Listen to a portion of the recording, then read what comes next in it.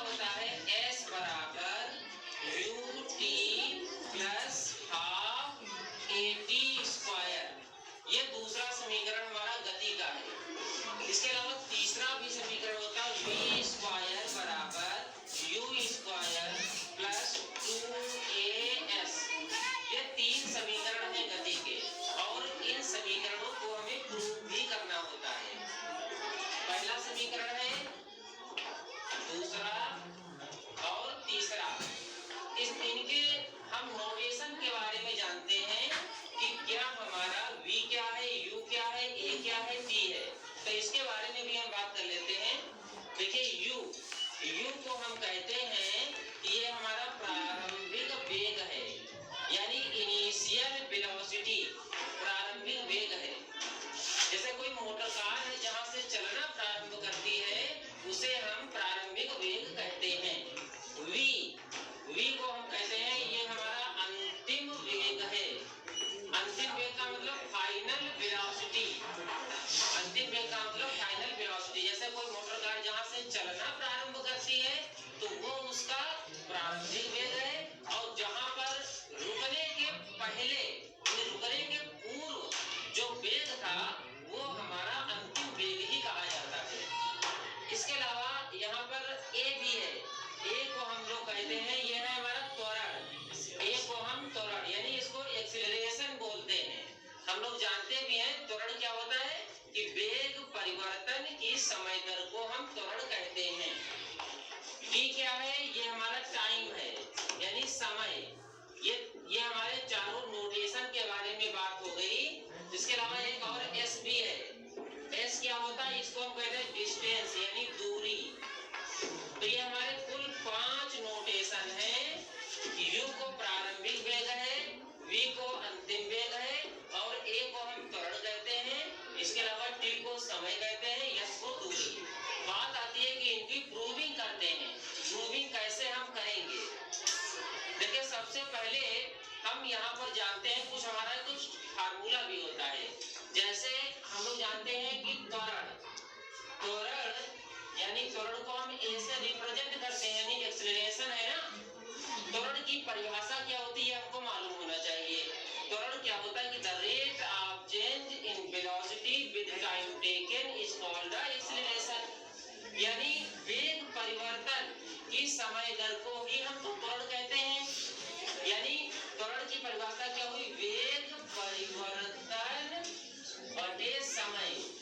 वेग परिवर्तन बटे समय, ये हो गया हमारा त्वरण की परिभाषा। पहले समीकरण को हम प्रूव करने जा रहे हैं। देखिए पहला समीकरण जो हमारा है v बराबर u प्लस at, इसको हम सिद्ध करेंगे। तो ये क्या होता है, त्वरण बराबर वेग परिवर्तन बटे समय। देखिए वेग परिवर्तन का मतलब ये हुआ कि पहले कोई और वेग रहा होगा, बाद में कोई और वेग हो गया होगा। तो इसका मतलब है वेग परिवर्तन का मतलब है अंतिम वेग माइनस प्रारंभिक वेग बटे समय। समय को हम क्या लिखेंगे, t लिखेंगे अभी आगे। अंतिम वेग माइनस प्रारंभिक वेग बटे समय। देखिए अंतिम वेग को हम लोग क्या लिखते हैं, v लिखते हैं ना, माइनस का निशान है, प्रारंभिक वेग को u लिखते हैं। देखिए नोटेशन के हिसाब से देख लीजिए, अंतिम वेग को v माइनस प्रारंभिक वेग को u और बटे समय को हम t लिखते हैं, बराबर इधर त्वरण को क्या लिखते हैं हम, a लिखते हैं। अब आप देखिए a के नीचे 1 सपोज कर लें, क्रॉस मल्टीप्लाई करा देते हैं इस तरह से। तो ये हमारा हो जाएगा v माइनस u की मल्टीप्लाई 1 से करेंगे, v माइनस u 1 जा v माइनस u ही रहेगा, बराबर a से t को मल्टीप्लाई करेंगे, बोले 80 हो जाएगा। उसके बाद v बराबर देखिए माइनस का u है, ये राइट में जाएगा, प्लस का हो जाएगा, प्लस 80 तो ऑलरेडी है। तो देखिए पहला समीकरण हमारा प्रूव हो चुका है, v बराबर u प्लस 80। देखिए v बराबर u प्लस 80, ये पहला समीकरण हमारा प्रूव्ड हो गया, प्रूव। अब हम दो हमारे और भी प्रूव करने हैं। तो इसके लिए हम पहले क्या करेंगे, तीसरे समीकरण को प्रूव करेंगे। अब की बार तीसरा समीकरण ले लेंगे। तीसरा समीकरण हमारा है v स्क्वायर बराबर u स्क्वायर प्लस 2as। देखिए तीसरा समीकरण को हम प्रूव करने जा रहे हैं। ये भी हमारे लिए काफी सहज भी रहेगा और काफी सिंपल भी है। हम यहाँ पर एक बात लिखेंगे, ये लिखेंगे कि we know that, यानी हम जानते हैं कि पहला समीकरण क्या होता है, v बराबर u प्लस 80 होता है ना। पहला समीकरण हमारा v बराबर u प्लस 80 होता है, v बराबर u प्लस 80। तो पहले समीकरण को हमने देखा, उसके बाद में हमने लिखा कि स्क्वायरिंग ऑन बोथ साइड, यानी दोनों पक्षों में वर्ग करने पर, इसको हम स्क्वायर कर देंगे। देखिए स्क्वायर कैसे करेंगे, v है तो v स्क्वायर हो जाएगा, u प्लस 80 है तो u प्लस 80 का ही होल स्क्वायर हो जाएगा। इस तरह से हमने पहले वाले समीकरण को स्क्वायर कर दिया। अब स्क्वायर हम कर रहे हैं किस तरह से, मैथमेटिक्स थोड़ी सी यूज हो रहा है यहाँ पर, सब लोग देखेंगे, सामने देखिएगा। देखिए ये स्टेप 1 है हमारा, ये दूसरा स्टेप है। तो हम क्या लिखेंगे, a प्लस b का होल स्क्वायर सूत्र होता है ना, u स्क्वायर हो गया। पहले यही तो पढ़ते हैं ना, a प्लस b का होल स्क्वायर बराबर a square plus b square, है ना, ऐसा ही पढ़ते हैं। तो दूसरा स्टेप क्या है, b स्क्वायर में यानी a स्क्वायर t स्क्वायर हो गया, प्लस इसके बाद लिखेंगे प्लस 2ab स्टेप होता है, यानी u है तो u हो गया और 80 है तो 80 हो गया। तो ये हो गया हमारा a square plus b square plus 2ab वाला फार्मूला हो गया। अब इसको हम क्या करेंगे, देखिए v स्क्वायर सेम ऐसे लिख लेंगे बराबर u स्क्वायर सेम लिख लिया, प्लस यहाँ पर एक बात ध्यान देना है, यहाँ पर मार्किंग कर देंगे, थोड़ा सा मार्क कर देंगे। यहाँ पर ध्यान ये रखना है कि इसमें हमें जो कॉमन फैक्टर लेना है वो 2a लेना है। कॉमन हम जब लेंगे 2a कॉमन लेंगे, ये आपको विशेष ध्यान देना है। यहाँ पर इतने स्टेप में 2a कॉमन लेंगे तो क्या बचेगा, देखें आप यहाँ पर अगर 2a कॉमन लिया तो मुझे a बचेगा ये वाला, और उसके बाद t स्क्वायर तो सेम ऐसे ही बच जाएगा, प्लस 2a कॉमन ले चुके अगर ऑलरेडी हमें, तो बोलिए a और 2a कॉमन लिया तो ut बचेगा, केवल ut। यहाँ पर एक बात और थी कि हमने 2a कॉमन लिया लेकिन 2 तो यहाँ था नहीं ना। जब यहाँ पर 2 नहीं था तो हम क्या करेंगे, अपान में भी 2 लिख देंगे। कॉमन मिलने का मतलब उस संख्या से भाग करना होता है। जब हमने 2a कॉमन लिया तो a कम हो गया यहाँ से और t स्क्वायर सेम ऐसा रहा, और 2 तो था नहीं इसलिए हमने डिवाइड में भी 2 लिख दिया। अब यहाँ देखें आप v स्क्वायर बराबर u स्क्वायर प्लस 2a तो ये है। अब आगे देखिए आप, ये क्या लिखा हुआ है ut, आप देखिए पूरा देखिए ut प्लस 80 स्क्वायर बटे 2, ये हमारा फार्मूला ही है, ut प्लस 80 स्क्वायर बटे 2, ये किसकी वैल्यू s के बराबर ही होता है, इसलिए हम इसको s ही लिख देंगे। बोलिए ये समीकरण हमारा प्रूफ हो गया, ये समीकरण हमारा तीसरा वाला प्रूफ हो चुका है। क्या है, v स्क्वायर बराबर u स्क्वायर प्लस 2as, ये समीकरण नंबर 3 है जो कि सिद्ध हो चुका है। इसको भी लिख देंगे, ये भी हमारा प्रूफ हो गया। तो इन समीकरणों को हम इनको बार बार हम प्रैक्टिस भी कर लेंगे। इसके अलावा एक समीकरण हमारा और भी है, वो समीकरण हमारा है जो दूसरा समीकरण है, इसको भी थोड़ा गहनता से खास तरीके समझेंगे। इसको हम रख कर देते हैं उस पोर्शन को, हमारा ये वाला प्रूफ करने को रह गया है। इसको मिटा देखिए, इन सवालों में जितनी बार हम इनको प्रैक्टिस करेंगे, कॉपी में लगाएंगे, उतना ही बेहतर हमें ये समझ में आ जाएगा। तो इसके बाद हम जो दूसरा समीकरण, देखिए गति के जो हमारे समीकरण हैं, गति के समीकरण ये हर एक छात्र को आने की चाहिए। जो भी साइंस स्ट्रीम वाले छात्र हैं उनको तो जरूर इसका अनुभव होना चाहिए। हमारा अगला जो s बराबर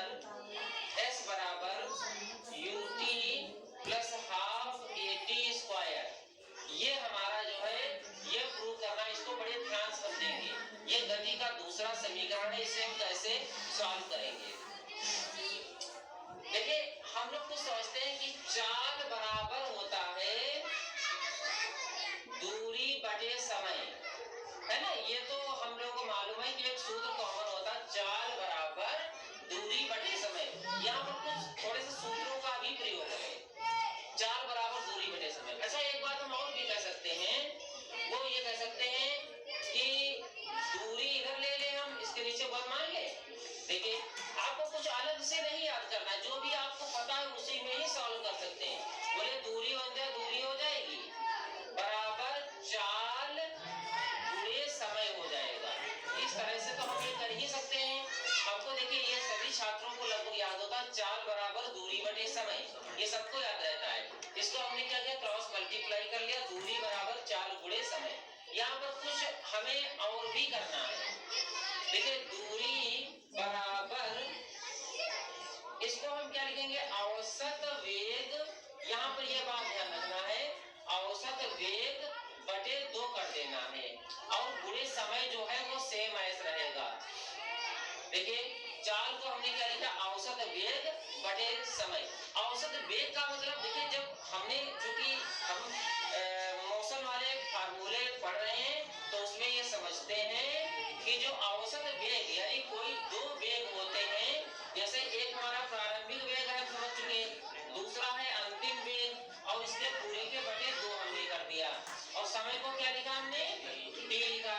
बोलिए दूरी को क्या लिखते हैं, s लिखते हैं ना, s बराबर u प्लस v बटे 2 और इंटू t।